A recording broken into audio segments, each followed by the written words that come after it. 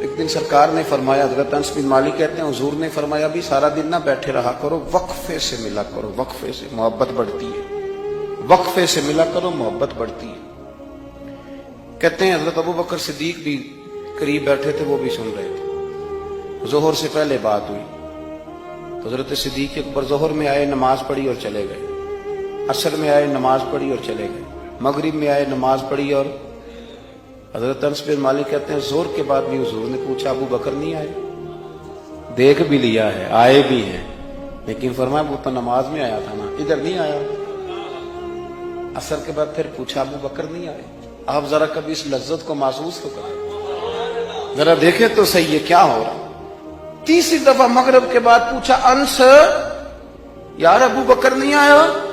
تو حضرت انس بن مالک کہتے ہیں میں خادم تھا، قریب رہتا تو میں دوڑا گیا ابو بکر کے دروازے پہ دستک دی، میں نے کہا کیا کرتے ہو؟ حضور نے 3 دفعہ پوچھ لیا آئے نہیں، کہتے صدیق اکبر دوڑے آئے، حاضر خدمت ہوئی، حضور حکم ہو؟ کہا یار تو سارا دن میرے پاس بیٹھا ہی نہیں، تو آیا ہی نہیں، تو نظر ہی نہیں آیا۔ عرض کی حضور آپ نے تو فرمایا تھا وقفے سے ملا کرو محبت بڑھتی ہے۔ تو سنو یار، میں کیا اس کا ترجمہ کروں اس بات کا، میں کن لفظوں میں ان جملوں کو بیان کروں، کہاں سے لاؤں وہ کیفیات جو یہاں پوری اتریں؟ حضور آپ نے تو فرمایا تھا وقفے سے ملا کرو محبت بڑھتی ہے۔ تو محبوب کی آنکھوں میں آنسو چمک آئے، فرمایا ابو بکر کہا تھا پر تجھے تو نہیں نہ کہا تھا۔ اور یار کہا تھا کچھ لوگوں سے، تجھے تھوڑی کہا تھا، تو نہ جایا کر، تو یہی رہا کر، تو رہا کر یار، تو رہتا ہے تو میرا دل لگا رہتا ہے۔ اور یار آپ سمجھے تو صحیح، آپ ذرا محسوس تو کریں، ایک باری میری آنکھیاں چوں اونا نے اتھرو پونجے سن، ہن مینوں چسکا پی گیا رونے دا، ہن مینوں چسکا پی گیا رونے دا، تے ہر ویلے آہو زاری دا۔ آپ ذرا اس لذت کو تو لیں۔ حضور نے فرمایا تو نہ جایا کر۔ آپ دیکھیں نا، میں آپ نے بات سنی ہوئی ہے، صرف اشارہ دینا ہے۔ حضرت صدیق اکبر نے یہ نہیں کہا تھا کہ لے جانا اور میری بڑی مقام ہے، حضور تمہیں پتہ ہے میرے بارے میں کیا کیا کہا کرتے تھے، مجھے گنبد میں دفن کر دینا، یہ نہیں کہا، پر میں لے جانا دروازے پہ رکھ دے گا، اگر دروازہ کھول دے، انہوں نے خالی دروازہ کھولنے کی بات کی تھی، تفسیر کبیر ساری پڑھ لینا، اگر دروازہ کھول جائے تو دفن کرنا، ورنہ جنت البقیع میں، فرمایا میں اس پہ بھی راضی ہوں، جنت البقیع میں دفن کر دینا۔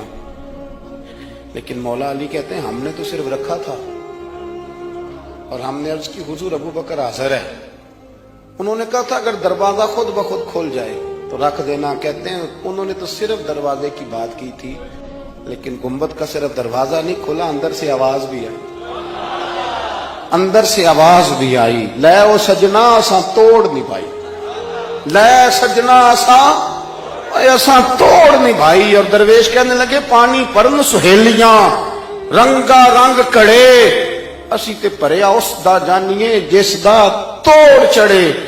آواز آئی دیر نہ کرو، حبیب کو حبیب کے ساتھ ملا دو، لاؤ قریب کرو۔ جتنا قریب رہے قربت بڑی، پیار بڑا، بات سمیٹنے لگاؤں، ادب بھی بڑا۔ اور پتہ کس طرح ادب کرتے تھے؟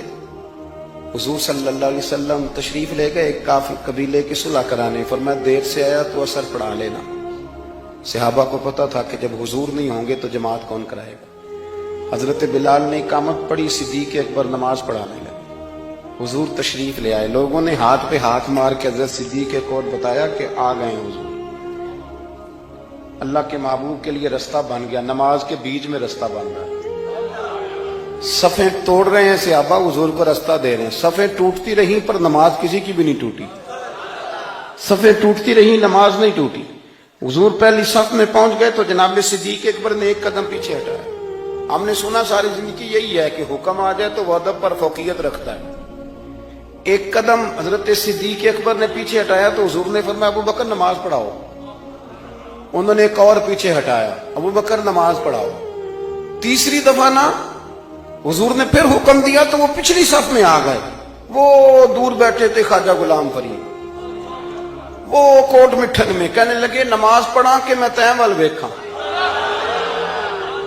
نماز پڑھا کہ میں تیں ول ویکھاں، مینوں کعبہ بھول گیا آئی، بھول گئیاں نی سب سوم سلاتاں اکو یار دا فکر پہ آئی نماز پڑھا کہ میں تیں ول دیکھا اور اقبال کہنے لگے اذان تو ازل سے تیرے عشق کا ترانہ بنوں اور یہ نماز تو اس کے نظارے کا ایک بہانہ بن نماز پڑھا کہ میں تیں ول دیکھا انتقابہ بھول گیا نبی پاک صلی اللہ علیہ وسلم اگلی صف میں کھڑے ہوئے مصلی پہ جماعت کرائی نماز کے بعد حضور نے نا مسکرا کے پوچھا ابو بکر میں نے 3 دفعہ کہا تھا کیوں نہیں نماز پڑھائی پھر بھی لفظ کوئی نہیں جملہ کوئی نہیں اتحیات کی حالت میں بیٹھے تھے تو ہاتھ باندھ دیا کیا جملے کہے کیا شان ہے کہنے لگے حضور اب ابو قحافہ کے بیٹے کی اتنی جرت بھی نہیں کہ مدینے والے رسول کو جماعت کرائے اتنا